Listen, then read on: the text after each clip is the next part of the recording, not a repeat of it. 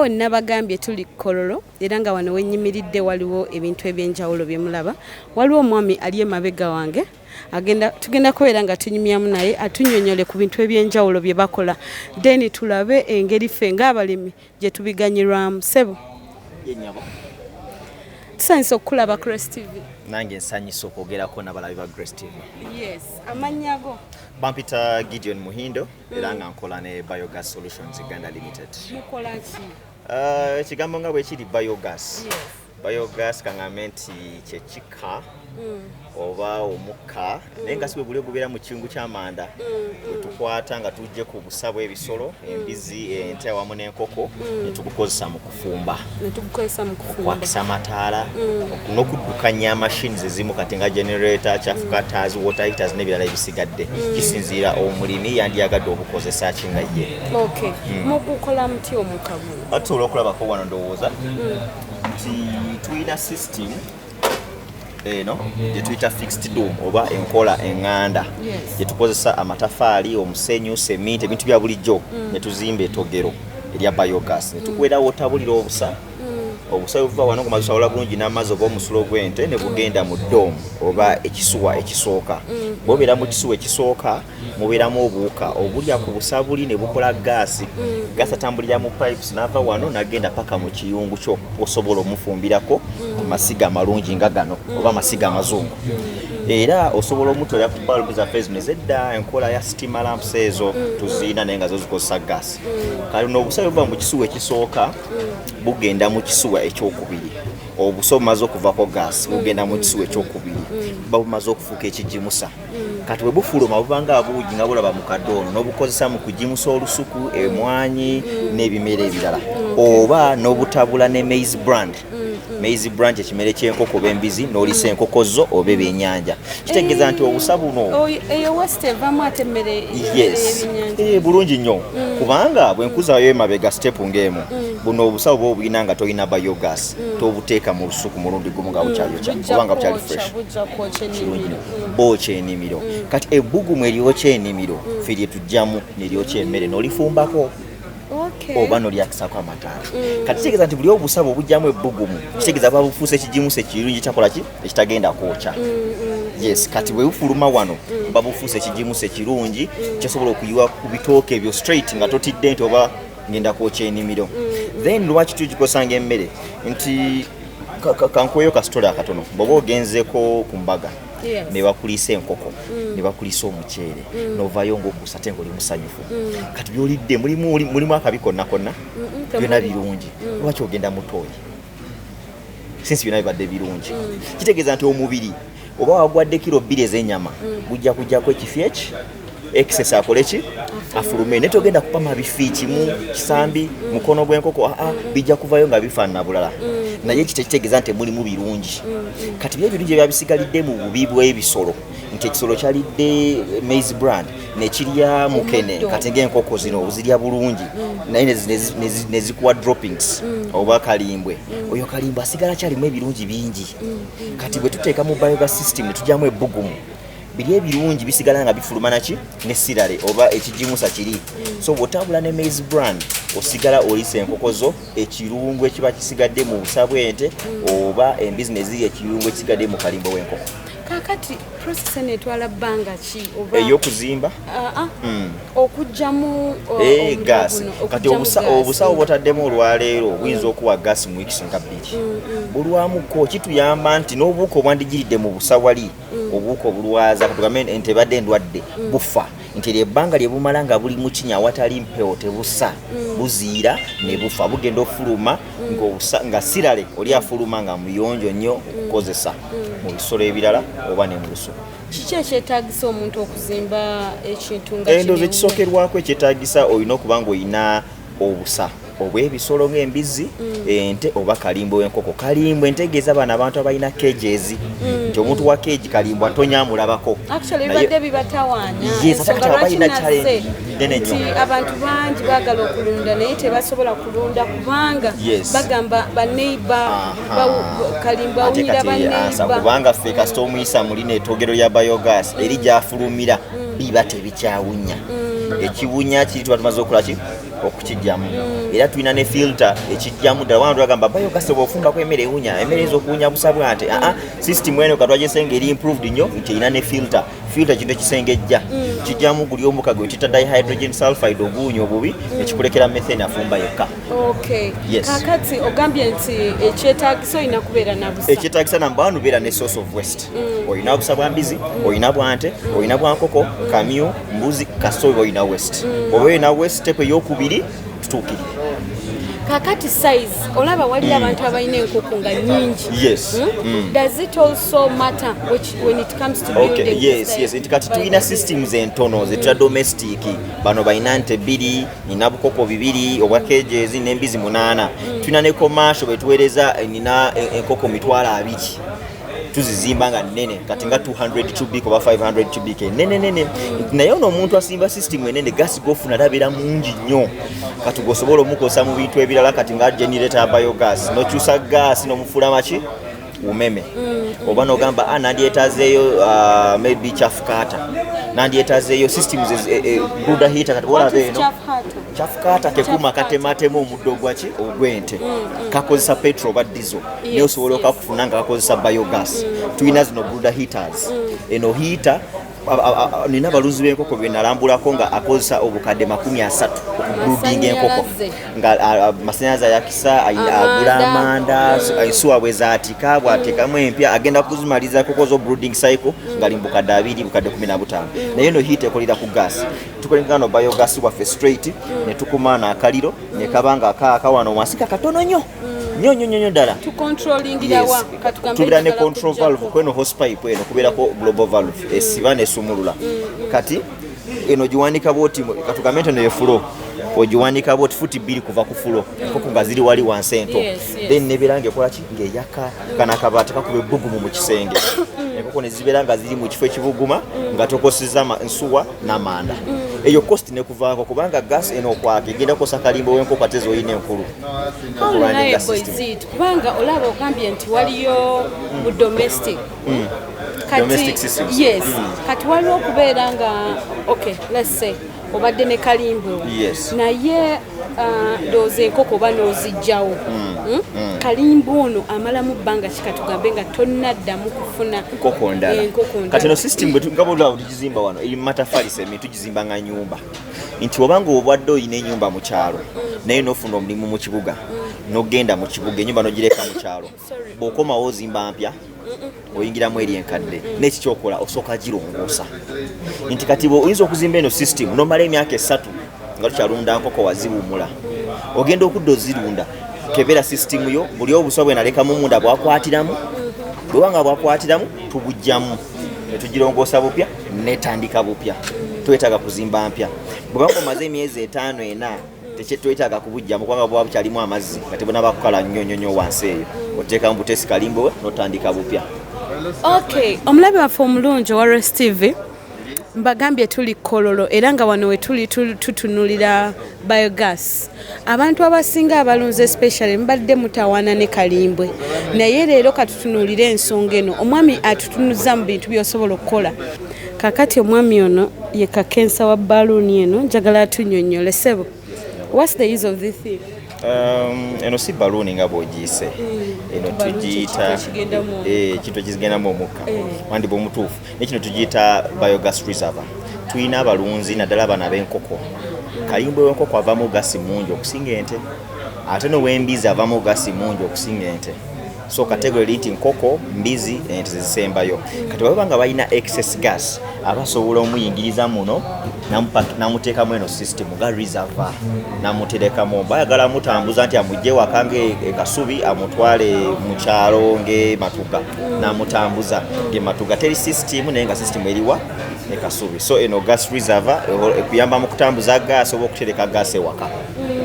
Naye kati ekintu kino okimanyi gaasi yenna akwata omuliro kati ekintu kino tekisobola kwabika nekikwata muliro kati ekyenjawulo kye tulina nti gaasi waffe ono omulungi nnyo talinga ono gaasi wa Shell owa kampuni zino eza LPG oba ki ono gaasi bamuyita methane mu lulimi olufuutifuuti oba oluzungu then oli owa kampuni zajalira mu sirinda bamuyita propane kati methane ye tazitowa awewuuka kati ne bwensumula wano bwe nti katono nnyo gaasi ajja kufumuka nga genda wa mu bwengula kyobalaba nti methane akosa nnyo obutonde aleetako global warming oba okwokyerera kubugumirira kw'ensi naye propane bw'omuteekako akatuli oli sirinda wa shell bw'omuteekako akatuli bwoti katono abeera azitowa asigala wansi ku ttaka nti bwabulaba omuliro yekiri wansi akyokya naye ono methane yagendawa mu bwengula nti ne oba olina stove ewaka nga tugikuwadde nga ya gas n'okoleeza kabiriiti nga stove eri wansi goli wano mu bbanga ye stove terikwata oyinza okusulawo olwokuba nti ye kasita yeetabula ne oxygen oba empewo eno eya bulijjo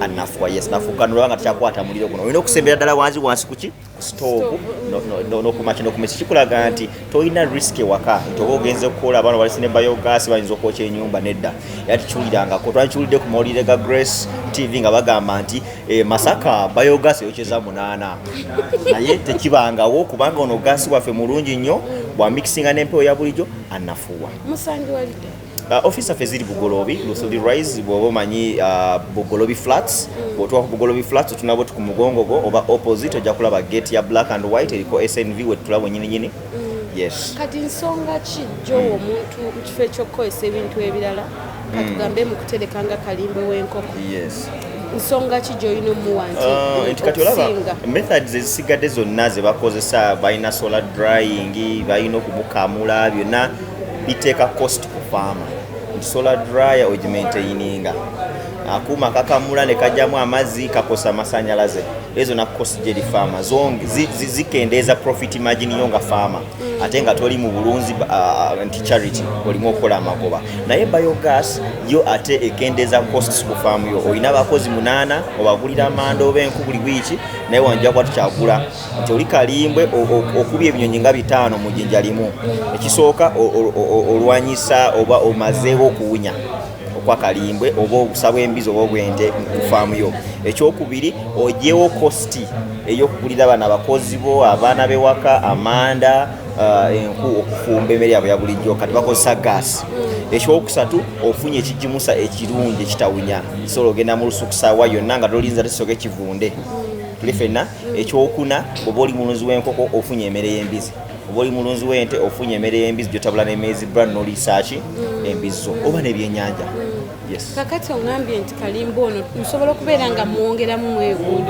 muyo tank like I just open anytime ad kati tulaba nti kalimbe ogamba nti kati muteekamu leero ne mubikkako teri kwongeramu paka maybe ebbanga bweriti nga liise ekiba tekiyambye omulunzi oba omulimi olwokuba nti kalimbwe enkoko zimu kwa buli lunaku zo tezimanyi nti olina biogas oba toyina kati ffe tuteekawo ekintu nga faama agenda kugiriisa buli lunaku buli bwalongoosa oba olongoosa buli naku 2 oba buli ku makya buli bwolongoosa tononya wakubiteeka walala teeka mu biogas yo kati bwe tujja kufamu yo tulaba nti olina system ya nkoko katugambe nga 12,000 tugamba ono tugenda mukolera 30 cubic bw'oba ng'olina enkoko 2,000 tugamba ono agenda kukola 45 cubic tukuwa sayizi ng'esobola okukwata kalimbe gw'ofuna buli lunaku so nobanga tolina wakuteeka kalimbe oba kunonya wakuteeka kalimbe ng'olina omutera ddala wali buli lunaku kubanga ye dumping site yo empya gy'ofunye ekiba kifulumye kyetuyita silare mu luzimu olufutifuuti oluzungu kyetukozesa mu nnimiro ng'ekigimusa mulaba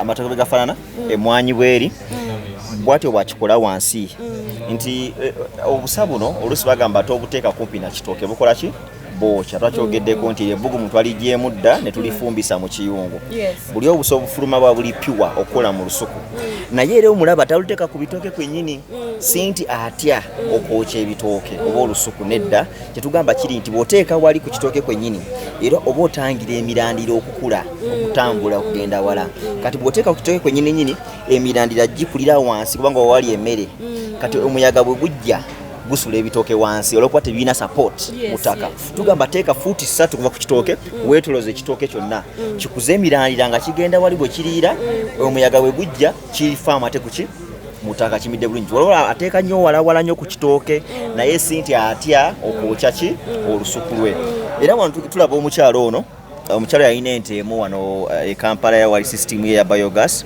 akwata kiri ekigimusa n'akitabula ne maize brand ekigimusa kiba kyalimu proteins kirimu carbohydrates kirimu sugars ne vitamins ezimu kati bwakitabula ne maize brand akiteeka wanalisaaki n'aliisa embizi afuna advantage. Ekisooka embizi ye teba amasavusavu. Ekyokubiri afuna probiotics oba bacteria oli ayamba okukuuma ekyenda ky'embizi ne banga teddukana. Yo bagamba nti embizi ezibeera mu IMO teziddukana. Lwaki? Olw'okuba nti mu buli obukuta mubeeramu indigenous microorganisms lactobacillus ezimu zetukozesa mu biogas. Nti bwe ziyingira mu kyenda ky'ekisolo zikuuma ekyenda from E. coli ereeta ekiddukano ne salmonella. Era kyagenda ofuna. Ekyokubiri nti zizitowa mangu, zigaininga weight very fast olw'okuba nti zirya nutrients eziri readily absorbable mu system y'ekisolo. N'ennyama ebeera ne test eripiwa kubanga embizi eba eridde entebe yalidde ate entebe yalidde nature. Kyolaba enkoko erya nature, enkoko erya obutonde ewomanyi okusinga enkoko erya emmere enzungu kubanga aba yalidde nature, yalidde butonde.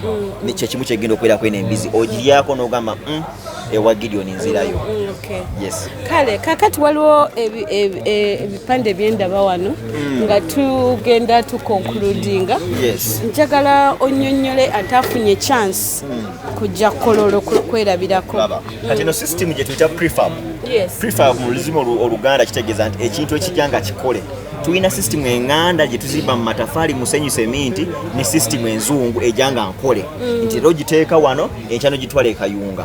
Osobola ogitambuza. Ero oli mu nkoko, enkyo oli mu mwanyi, togyetaaga, tokyalina kalimbe.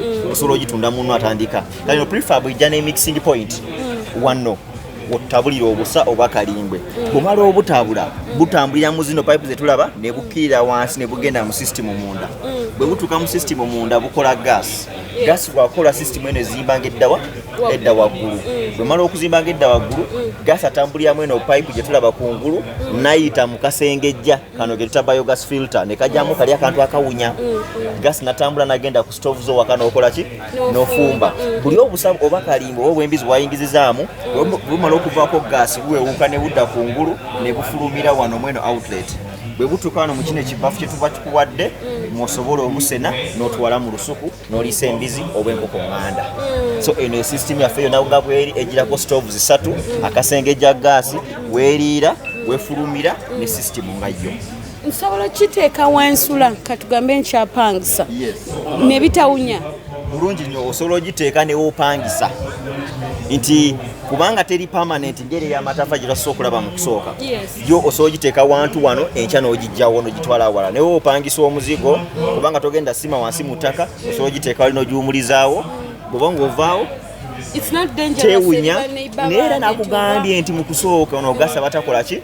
Abatayokya takwata nti atagenda kwokya nyumba ya mugagga oba okwokya neighbor nedda. Ono methane bwediringa naye awewuuka nnyo era adduka mu bwengula kasita omusumulula. So ali very very safe nnyo. Mu byalo tumuzimbayo yogamba nti abantu beno bali remote bategera bulungi ebintu bya modern. Naye tubawa gaasi ne bawangala naye nga tebakutte muliro. Abali mu buyumba obw'obusubi bamuyina nga bamukozese kalamojja wawona tutuukayo mu ggwanga lino lyonna nga tuzimba biogas systems zino. Wetutuuka ku stove zaffe, are there specific stoves for that? Eza biogas zijjanga za gas. Era ne bwoba ogigula mu dduuka tugamba gigule ng'eriko ekigambo biogas. So tulina system eno enkola enzungu China. Naye tulina nkola nganda tetwamulesa wano okumulesa olw'okuba nti demand ebadde eri high nga ziweddewo. Ye awangala tokusinga enkola enzungu eno okuba nti n'obutuli bwayo butono ali osubuzibikira ono akola myaka 2 ekinene nnyo. Naye tulina oli omuganda waffe gwe tukolera n'ekyambogo asobola okuwangala emyaka nga 10. Yes, ali very strong nnyo. Kozi waze mwolesa oli student? Ayi student ku buno bwanvu bwendiko nandigambye nti gwe student. Naye wano nze nkola ne Biogas Solutions Uganda era ndi musajja musawo wa bisolo. Sokolinde ko nkuddemu. Anti ogambye wandirooziza nze student. Kubanga gwe mumpi. Okola n'ekitongole ekya Biogas Solutions Uganda Limited. Kitongole si kinyonyi kya nsimbi, omuzungu akiyita non profit. Ffe tuliwo okunoonya nsimbi mu bantu nedda, tuliwo okuweereza service era esente zaffe zitukozesa tuzijja mu bazungu abadoona batufugiramu ensimbi, ffe tukole emirimu ku kasente akasaamusaamu nga buli omu asobola otwafoodinga. Kakati abaagadde baddiremu n'amannya go kubanga twagala kusiiba. Bwebale nnyo era ngenda kusiibula nga nebaza Grace TV. Rest TV ati olugambye oluzungu olusiibikoona. Omukazi ye Grace. Omukazi ye Grace. Obadde omuyise TV. Mbali tuzama mukolera akachano. Rest TV. Genda kwebaza aba Rest TV olw'okwagala nnyo abalimi ne baterawo programu eno ebasomesa ebagunjula ne balaga ne tekinologiya omupya ono gwe tulina kati nga wano ku mwoleso gw'ekololo era ne nebaza nnyo n'abategesi b'omwoleso guno kubanga batuleetedde okusinkana Rest TV. Nekiranga endagamba nti abatwagadde oba bandyagadde n'enkola ya Biogas ekuma obutonde ejoyo omukazi mu nkwe zirimu omukka ne gumuyingira mu nnyindo mukama mu maaso buli wali ekituli bonabona nosanga omukazi n'awunya ki awunya mukola okuba tafumbira ku nku omukazi mukolere ka gas obeere ng'ofumba mu environment alimu muka gonna ng'osobola ofumbira mu nnyumba mu ddiiro. Kakati eyo ku TV tulinayo mwami bamuyita Amos. Ngenda mu enamba yakubireko. Yes. Era ngenda TV abantu bangi abagira bajangu olange naffe. Tugenda kujja nga nkomekeza mbagamba bangi ebyo byennyini byoyogedde Amos agenda kujja kukyalira bigambo ekiddako. Yes. Kale amanya nkomekeza nze Muhindo Gideon musajja wakavako kuva Kasese omuwanvu ennyo mu bakonjo bonna. Gideon musajja wakavaka Muhindo. Yes. Gemanya ofisi yaffe eri Bugoloobi. Yes. Ebitaliika. Ofisi yaffe eri Bugoloobi Lusuli Rise oba otuse ku Bugoloobi Flats ku mugongo gwe mabega wali ofisi yaffe na SNV basobola tugoberera ku Facebook tukosa Biogas Solutions Uganda ku Twitter otekamu the Biogas Expert ojja kulaba kifeesi kyange kino n'ebirevu oba Biogas Solutions Uganda ku Twitter kwe tuli bulungi nnyo. Akanama nkabawe kugambya musajja kujja ajja kujja kabawe byonna kale kasaba bawe namba ngesebya 01 ye yange kale bawe namba enamba y'essimu osobola kutufunira direct noyogera nangeze eri 070M 85 89 01 oba bali ku MTN enkadde eri 0772 79 3405.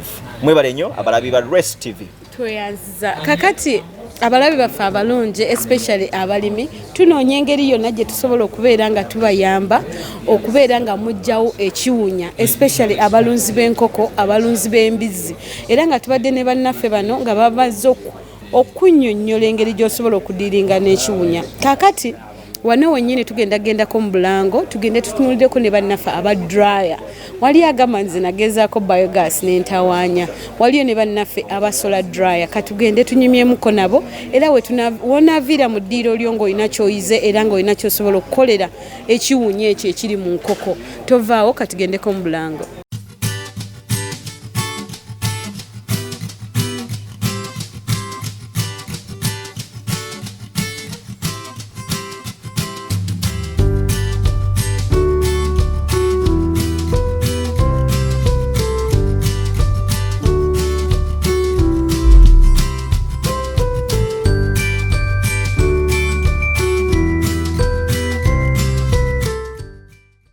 Farming the future neno week tukomyewo tukyayine bannaffe abaleeta okwolesa ekkololo era nga wano wetuyimiridde abantu bangi mugenda mu kukuza obutiko naye nga wano wennyimiridde ekitongole kino kikola value addition mu butiko era nga omwami ali emabega wange agenda kubeera nga atunnyonnyola erinnya lya kampani yaabwe then engeri gye bakolamu wayini mu butiko. Kakati sebo amanya gange bampita Businge Raymond era nkolera ekitongole kye bayita JB International Training and Resource Center. Kitongole kino vision bearer waakyo yafuna ADN ey'okulima obutiko way back in 1992 naye nakiregistering officially mu 2015 and twafunako implementing partners nga FAO, NADS ne other government arms nga Ministry of Water ne batuwa tendo okuyigiriza abantu obutiko mu bifo ebyenjawulo especially the cattle corridor areas, the lakes of Kalungu, Zombo, and other different places like Maracha, those places that are affected by water shortage. Twafuna ekirowoozo kino ne tugamba nti it's a good idea that we can share with people. That's how we came up with JB International, and we do train people on mushroom growing and we do value addition. And on top of that, we empower the youth and women specifically in mushroom growing. Okay. Yeah. Let's look at some of your samples. Yeah, some of the things we do, we do make mushroom wine, Yes. and this is specifically blended with other fruits. For Let's example, look at, let's start with the mushroom growing. the mushroom growing, or the process we go through. Yes. Okay. Let's move. Abalabi baffe abalungi katugende ku, they have a mobile mushroom house. Yes, katugendeyo tulabe engeri gy'osobola okukuza nawe obutiko n'okola validation okufuna ku ssente ezisingako okubupaakinga n'obutunda mu katale oba n'obuteeka mu supermarket. Okay. Wano we tuli eno gye tuyita mobile fruiting house. Eno mobile fruiting house in a layman's understanding tuyinza ogiyita nga growing room oba ennyumba yaffe gye tukulizaamu obutiko. Naye before okutuuka ku eno stage ey'obuteeka mu fruiting house, waliwo stages endala entonotono ze buyitamu nga stage we tubuteera mu dark room. Kati mu dark room tuteekayo ennimiro zaffe we tuba tukutte ze twandiise ng'ensigo z'obutiko oba in the scientific terms gye tuyita spawn. Kati spawn kye tukola tugicolonizinga in cotton husks, which are some of the ingredients we use in mushroom growing. We tugicolonizinga ne tugiteeka mu dark room for 3 to 4 weeks. Kati after those 3 to 4 weeks mwemuva kino ekintu weekiti, mwemuva ekintu kyemulaba wano, and what you're looking at is a mushroom garden, and the white substance you're seeing here is what we call mycelium. So mycelium is a combination of the spawn and the cotton husks. The cotton husks, to break it down, the cotton husks is like the soil we use to grow the mushrooms, but it's not actual soil. Yeah, so that's how we come up with this. And then after 3 to 4 weeks, you transfer these gardens to the growing room or the mobile fruiting house, just like you can see. So basically these ones here, they're ready for harvesting. So after we've harvested them, there's what we call value. How long do they take? Okay, for you to start to fruit. These are the seeds. Yeah, exactly. Now these seeds you're looking at is there's what we call spawn multiplication. Yes. How we develop, or how we come up with the spawns, or what we would have called the seeds, the mushroom seeds. We have a lab where we multiply them from. So during that process, some of the ingredients we use in spawn multiplication is millet actually. If you're keen enough to observe here, what you're looking at here is something like millet, yeah? Yes. So it's part of the ingredients we use in spawn multiplication. Yeah, after we've gotten those spawns, we go through the other process I told you before, whereby we colonize the spawn into the cotton husks. After we prepared them, we take them to the dark room. From the dark room, we bring them to the growing room. And as you look here, we are ready to harvest. After we've harvested, these are some. I wanted to know how long are these mushrooms going to take here? They can be here for as long as 2 months and a half. 2 months and a half. And you're harvesting. So basically what I'm meaning is you can harvest from this single garden for 2.5 months. Yes. Yeah, so after you've harvested for 2.5 months, you can actually use this very mycelium. Do we use it again? Yes. The only way you can use it or recycle it, you can put it in your matoke garden or any other food substance you're growing, because it can act as very good manure. Yeah. So when you finish getting the mushrooms, its work is done. After 2 months and a half, it's done. The work is done. But that's why we usually advise our farmers to do the mushroom growing in large quantities. Yes. Yeah, because and above all, these mushrooms are healthy, and science has proven it that in the medicine they're using to treat COVID, there's a mushroom substance that is involved. So we usually advise people to grow them in large quantities so that they can get out the best results. Okay, I have seen that you guys, you have even wine, but I'm seeing also some mushrooms in the basin. Are they the ones we have harvested from our mobile house? Yeah, basically what you see here in this basin these are some of the harvests we've made. Yeah, these are some of the harvests we've made. Okay, okay. So after we've made these harvests, there's what we call value addition. Yes. And we can only add value to mushroom by blending it with other foodstuffs, whereby we grind the mushroom into powdered form. But you can only grind this mushroom after you've dried it. Okay. Yeah. So after you've harvested and you feel like, because different customers want different things. There are those who want the fresh mushrooms, there are those who want the dry mushrooms. So if we have, if in case actually you personally, if you're a mushroom grower and you want the dry mushrooms, there's what we call a solar dryer. Yes. Yeah. What you look at here is what we call a solar dryer. And this solar dryer helps in drying the mushrooms.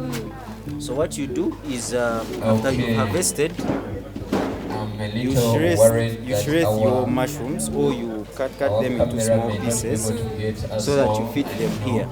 Yeah? You come and display them here. After you've displayed, if we can have an extra chair here. Place this solar dryer of yours under sunshine, because as you look at it, it's making involves this polythene bag, which is not like the ordinary, and this polythene bag helps in absorbing heat. So basically it can work in any condition because it absorbs heat. Even if it's a rainy season, but you put it under the sunshine and it has absorbed enough heat, you can still put in your mushrooms and they dry. After they've dried, then you go to what I told you before, value addition. How long does it take in the dryer? How long does a mushroom take to dry? Okay, on a good sunny day, yes. If you put here your mushrooms, within 3 to 4 hours, they've already dried. Not even a day? Not even a day, trust me. Within 3 or 4 hours, they've dried very well to the level you want, and then they are good to be packed or to be consumed. Okay. But only that depends on a good sunny day. Yes. So grinding it to powder, you see these mushrooms, you bring one tin, okay. That is, you see, open and have a look. There's something I want to show you. You see these mushrooms, these ones are very dry. But you know, when you dry a mushroom, there is that they don't dry like cassava. Okay. So I'm looking at the powder because we want powder. We have already grinded it, and the powder is here. How long does it stay? Because these are mushrooms.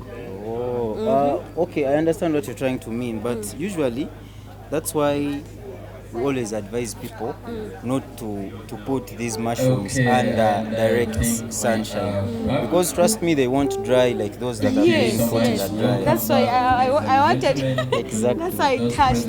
I wanted to feel. Yeah, so that's because why mushrooms will never go dry. They will never get very dry, but these ones are very dry. Exactly. Yeah. So now I'm sure that one, at least I know at the end of the day, your powder will get spoiled so easily.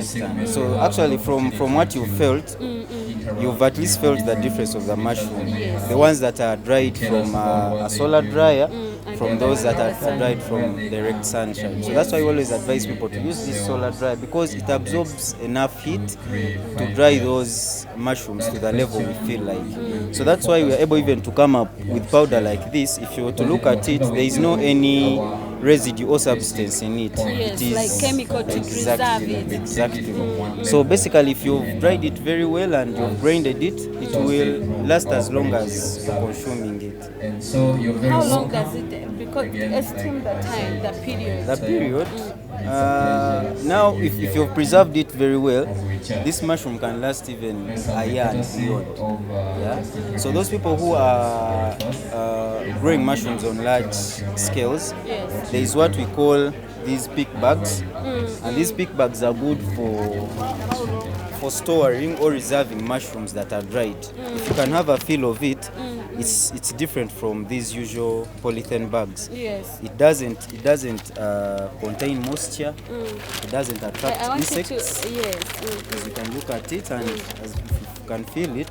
It doesn't attract moisture. It has 3 layers, and this helps it to preserve the mushrooms for a year plus.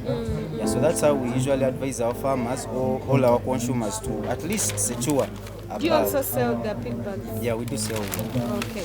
sell the I pig saw even the other one. Is it the same? This one. Thank you so much.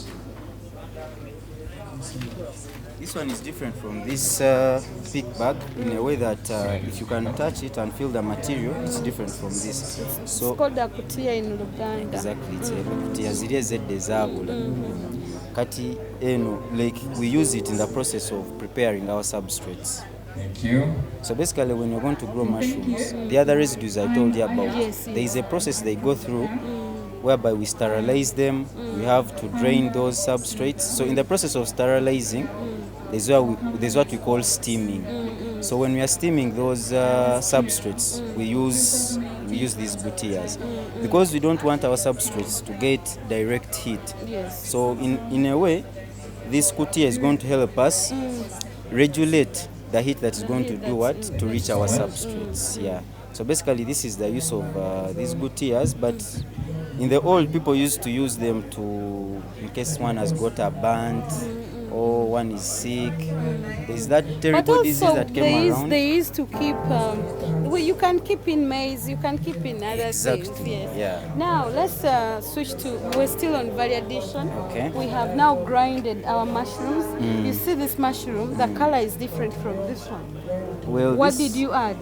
This is tamarind. It's not mushroom. It's one of the products we make, but our brand, we are well known to be mushroom growers. So this is tamarind. It's also good for your health. But if you're to get back to our mushrooms, we usually blend these mushrooms with other food ingredients. For example, cucumber. We also dry it. After drying it, we blend it with the mushrooms that we grinded. So that's how we Machine do you use for grinding? the machine you look at here is what we use for grinding the mushrooms. And now this is how it operates. Welcome the team from So here you've opened it. Inside there is a sieve. So this is where you place your dry mushrooms. Yeah? This is where you place your dry mushrooms. After you place the dry mushrooms, you close. First open, I think my viewers have to see. Yeah, so this is what it looks like inside. Yes. And this is where we place the dry mushrooms. So after you place your mushrooms, Do we have some we don't have electricity. there is no power. We would have done it practically. So after you put your mushrooms, you close. After you've closed, this is a switch. You connect to power. You get this cable, you fix it here. You connect this to power, and this is how you turn it on. Okay, it's like a blender. It's like a blender, yeah. So you turn it on, and then what you look at here is an automatic switch. When power is too much, Yes. it turns off automatically, and when power is too little, it still turns off automatically. Yes. So in the process of turning these mushrooms into powder, this is how you operate. Like when you switch on the machine, you keep swinging it in this direction. Why? So that the mushrooms inside can be grinded to the level you want. In other words, when you're swinging it like this, you're helping them to do what? To get Stir them up. yeah, exactly. So you do it like 3 times in that motion. So when you're done 3 times, you open it up, and then you get your sieve. If you feel you're not You pour the powder. exactly, you pour the powder, then you try to filter. So the remaining substance that remains here, you put it back, and then You grind again. Yeah, Okay, okay. exactly. What are some of the benefits of this mushroom powder? Mushroom powder, like I told you before, it was scientifically proven that part of this mushroom is used in creating the COVID medicine. So in other words, mushrooms are medicine. And then mushrooms can also help in adding CD4 counts, for for those people, the friends of ours that have HIV. And another thing, the benefit of mushroom, you can grow it on a small scale and still earn from it, and you survive. First of all, it helps in it can act as food. Commercially, you can sell it and get money and survive, and any other healthy benefits that are attached to it. Specifically, those people who suffer from bone problems, when you go to the hospital, they would advise you to take what? Mushroom soup. And then those people who are kind of obese, mushrooms are good to regulate that fat level. Yeah.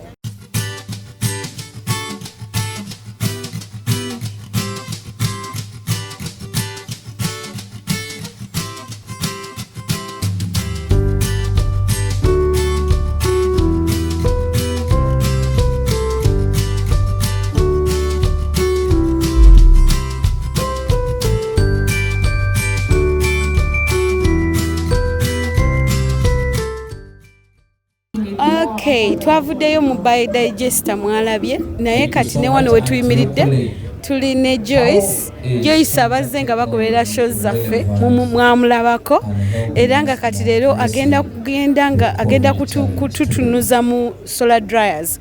Already twalabye wa Biodigester engeri gy'osobola okuterekamu kalimbwe wona omujja mu fertilizer, naye waliwo agamba nti nze Biodigester teyankolera.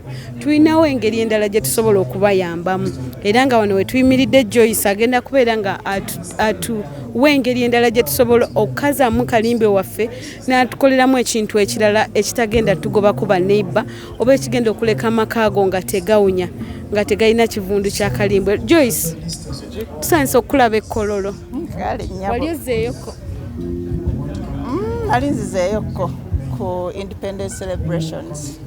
Ebiseera biri? Ebiseera ebyo. Waliwo ekyakyuka wano? Thank you so much, and over to Obwan. Sirabawo nnyo kikyuse. Ndabye nno ensigo zo zirabika bulungi nnyo naye leero saagala tutunuulire ensigo. Waliwo omunno gwe tusooseeko sayidi zeeri adiringa mu solar dryer mu Biodigester. Kati twagala omuntu eyakuwa atawulira comfortable na Biodigester nga yandigambye njagalayo engeri endala gyensobola okwegobako akawoowo akabi kano, kubanga ayagala okulunda naye akawoowo kagala mujjisawo nkoko bintu b'embisi. Kakati njagala obawe option endala nti bw'oba togenze mu Biodigester tukozese kino. Era tulinawo solar dryers. Solar dryers ezo zikaza buli kimu kyonna kyoyagala okukaza nga ne kalimbwe w'enkoko mw'omutwalidde. Abasinga abakozeseza ku Biodigester, fine, Biodigester ogikozesa naye era olina kyosigaza kye bayita silage, something like that, ekivaamu kuba Biodigester ekamulamu mazzi then biri ne bisigalawo, era ebiba bisigaddewo the residue oba weetaaga dry ey'okubikaza oba wabikozesa nga manure. Kuba kati eno solar dryer tugikozesa in that esobola ogikozesa nga tolina Biodigester, ate era ne bw'oba olina Biodigester era oba osobola ogikozesa ebiba bivuddemu as a residue oba osobola obikalizamu eno solar dryer. Solar dryer yaffe eno tetukozesa panels, tetulina pano. Omanyi abantu abamu bw'oyogera ku solar baba bamanyi pano, baba bamanyi nti kiriko pano. Solar dryer zaffe tezirina pano, naye tulina akaveera ak'enjawulo ke tukozesa oba ke tubikka ku solar dryer ku structure ezo, akaveera ako ke tubikkako era ke kayamba, ke kakola nga solar pano yaffe kubanga ke kasika amaanyi ago agava ku njuba ne ka generating that heat ekaza ebintu ebyo oba ekaza kalimbo. Right now sample gye tulinawo eri portable era eno tosobola gikalizaamu kalimbwe kuba kiba kitegeeza kalimbo olina omukwatamu omuteekeko then oggalewo, naye zino zo zikaza bintu birala nga bw'ogitunuulira engeri gye tugikozeemu. Tulina waneno eriwongolodde mulimu bye tutadde ebisobola okukaza eriridda watujjagirabako. They say a giant brand because you've been around yeeno saawa zino tutaddemu mawogo yalimu musola dryer muno mawogo no bw'omukwatako abulako katini okukala tumutaddemu ku saawa 3 ez'okumakya atwala bbanga kyokkala atwala ssaawa maximum tumuwa essaawa 3 okusinziira engeri gy'oba omutemyetemyemu omusazeesazeemu kuba omulala ayinza okwebuuza nga butini nnyo oyo mawogo waawa ono mawogo naye twamuguretinze twamusaze mu buntu buno obutini kuba singa tutaddemu kiri ekinene kitwala ebbanga okukala so bw'obusalasala bwoti oreducinga surface area that way omusana gubuyitamu mangu ne bukala ogambye tumuwa 3 hours omusana bwe guba mungi 2 hours aba amaze okukala kati zo sola ezakalimba ensonga lwaki nkugambye nti kuno tosobola teekako kalimbwe bw'otunuulira katre kano bw'oteekako kalimbwe kaba kagenda kuba ate okumusitula okumuteeka kuno oba ojja mumukwatamu kalimbwe baba mubisi aba awunya buli omu aba amwenyala naye bw'omala omuteeka mu sola dryer kuba ze ezakalimbwe tuzikola nga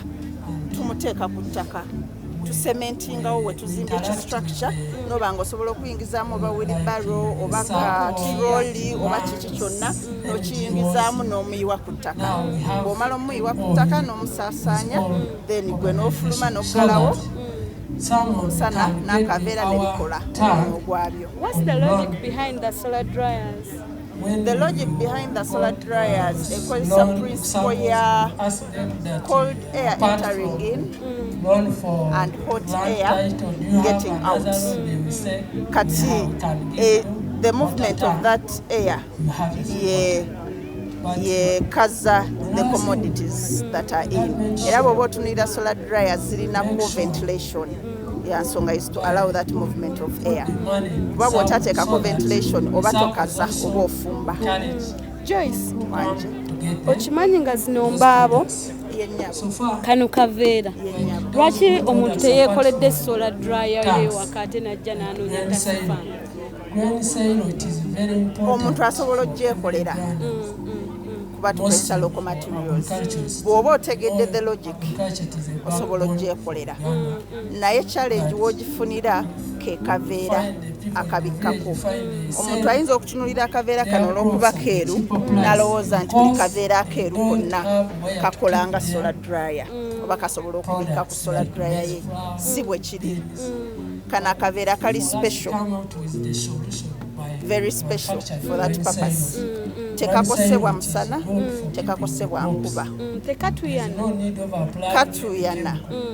Naye solar dryer bwe tugizimba tulina that allowance in that entuye ziba zituyanye zirina we zikkiririra ne zibaako we zitonya naye nga tezitonye mu kintu kye tukaza. So gwe oyinza okulowooza nti buli kabeera konna n'ogenda n'okagula you'll get a disappointment. Kana akaveera bakayita batya? Bakayita UV cover and that is ultra violet treated kavera. Era kali 200 microns. Yes. Microns ye gauge eringa gauge yako. So obuveera obwo obusinga obuli ku katale gauge yabwo ya wansi ate bukosebwa omusana okateekayo n'okakozesa myezi egyo gye tukuwa ojjako era lumu nga konna kamementi zekayiise obeere disappointed nga tewateekamu sente okusiiringa dryer eno oba oyagadde ogyekolera ewaka biki by'olina oteeka mu mind yo nti kino kyo oba olina okikola bwoti? Ky'olina oteeka mu mind yo olina okumanya nti dryer gyonna gy'okola oba ogikoze mu shape ki oba ogikoze mu design ki erina okubeerako oba awayita empewo. Ventilation yeneriwa. Thank you so much for the innovations. I will tell you that everyone ventilation endala eri wansi kubanga bwe nakugambye kati eri empewo eyingirira eri eno egira nefulumira wano. Plastic somewhere. And Is it hot definitely air you will rises notice that it's or- all hot air rises? yes, initiatives which are aimed empewo at eba erina addressing ofulumira wano environmental naye challenges. ng'eyingirira And eri so you wansi have wansi a great ewali opportunity, obutuli. the different innovators Okay, who are tubadde here to katuve wano interact soko galewo directly tudde with wali Christians who mannayo are also omusana here with mungi us omusana so that they gwaka can ekkololo custom ekkololo make waliyo even omusana some of the mungi products that katudde you wano need mukisikirize that can help Joyce improve atunnyonnyole your waliyo ebintu ebirala bye initiatives mbadde njagala towards kubanga kati mbadde environment ntunuulira balunzi play. And eno definitely simple dryer osobola yes, waliwo abantu abaagala okaza greens vegetables osobola osobola okwekwata kasola dryer kano oyagala kaza mwogo olina ebintu bye by'oyagala okaza ate nga eri clean kyensooso gyagalako nti woba otaddemu ekintu kyokijjamu nga bw'okitaddemu oteekamu ekikyafu ojjayo nga kikyafu oteekayo ekinyirira okijjayo nga kinyirira kati katuyambe bannaffe abalunzi b'enkoko solar dryers zaffe zino zijjira mu sayizi ki Solar dryers ezo moso abalunzi b'enkoko tukurecommendingira size okusinziira ku nkoko z'olina. Engeri gye tukoze ekintu kino okumala ebbanga twatuula kati tulina calculation tulina formula gye tukozesa. Omuntu bw'atugamba nti nina enkoko 2 awo tumanya nti omuntu ow'enkoko 2 yeetaaga square meters 8 za solar dryers ziba zimumala okukaza kalimbwe enkoko ezo gwe zipama.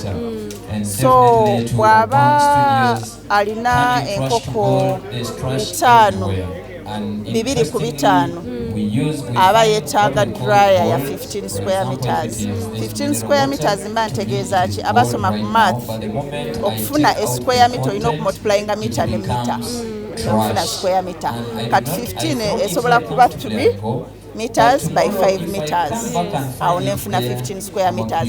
So kisinzira ku nkoko z'olina kwe tusinzira okuwa size gye weetaaga n'olyoka omanya ssente mmeka z'olina okusasulako kalikola. kakati Njagala nga tetunnagenda njogere ku katimba kano.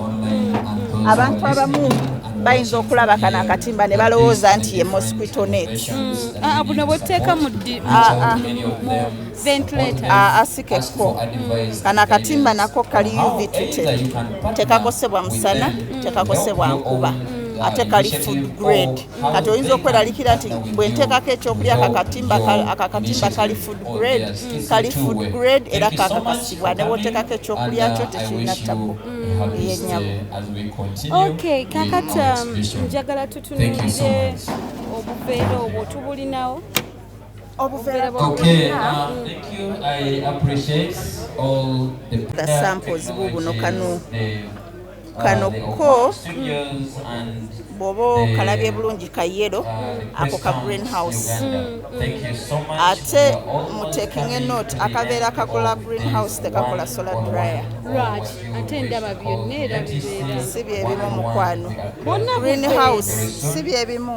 Greenhouse tulimiramu. I would wish to invite Era omusana ogugenda ku birime ebyo gubeera moderated. While solar dryer tuba twagala the maximum heat that we can Kati get. buno obubiri kaliwo akakola solar dryer. Akakola solar dryer ke kali wansi kolaba nga akeeru ke kakola solar dryer. Yennyabo. Okay, omulabi waffe omulungi tulina Joyce. Era nga Joyce ava mu Task Farm.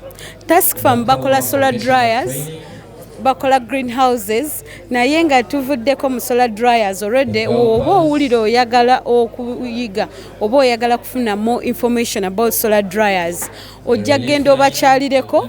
Njagala ne wano wennyimiridde olabawo balina ensigo, balinawo endokwa, balinawo strawberries. Kati njagala tuveeko mu solar dryers katini tuyingireko mu nsigo zino atunyumize. Joyce, omwoleso guno gusanze otya? Omwoleso ngunyumiddwa kubanga nfunye abantu nga bagamba babadde tebamanyi nti strawberries zikulira e Uganda. Era abamu babadde tebamanyi na strawberry plant efaanana etya. So bazze wano ne bakyamuka nnyo ne bagamba bulijjo simanyi strawberry bwetyo bwefaanana. So nyumiddwa weeziri tuzirina yeeno wano.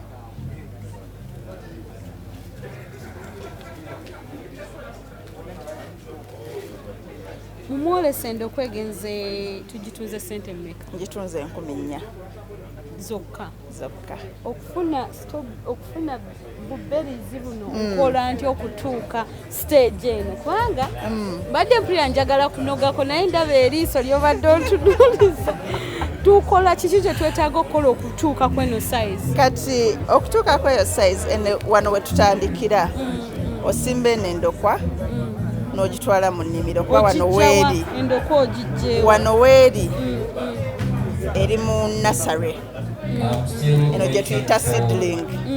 Kati bw'ogijja wano bw'ogitwala mu nnimiro neefuuka kati ekimera ekyotongodde. Endokwa eno bw'etuuka mu nnimiro etandika okula ng'ogirabiridde, ogiwa amazzi, ogiwadde ebiriisa, etandika okula. Togikwata bukwasi n'ogenda n'ogiteeka wali, era ojja giteeka awo naye ekutunuulira. Naye bw'ogirabirira ejja tandika okuwa obuntu obulala, evaamu ennimi. Weekali akalina olulimi evaamu ennimi zino bwe ziti. Ziba zivudde ziva ku kano nedda kava eri kajjanga nako kaliifu. Kajjanga kaliifu naye kalimi bwe kamala okuvaayo kavaayo bwe kati naye bwe kakwata ku ttaka kakola emirandira. Bwe kakola emirandira ako kaba kafuuse kasidiringa akeetongodde, so okasalako n'okasimba ewalala. Kati bw'oba oyagala strawberry ekuwe ebibala ng'eyo bw'ogiraba olina okuggyako runners zino. Kuba bw'ogirekera runners zino tekuwa fruits econcentratinga ku kukuwa zino runners. Yes, kyeconcentratingako. Naye bw'ogijjako zino gettinga the sense nti nina okuteekako netandika okukuba ebimuli. Bwemala okuba ebimuli ne fruit nga notandika okulaba ku bibala ebyo. Kati kano kabaddewo bbanga ki? Ako kabaddewo kati omwaka gumu n'ekitundu. Nga kalwawo okukula naye nkanogedde okumala omwaka mulamba nga nnoga strawberry. Kamala emyezi 5 nga tekateekako, kati bwe kateekako netandika okunoga kati nakakanogera omwaka mulamba. Tubadde wano Kololo era nga wabaddewo omwoleso ebyo bye tusobodde obbatuusaako. Programu yaffe Farming the Future ebeerayo okuva ssaawa 5 paka 6 buli lwa 6 era nga Margaret Baluka nze presenter. Tugenda kukoma wano. See you next week. Bye bye.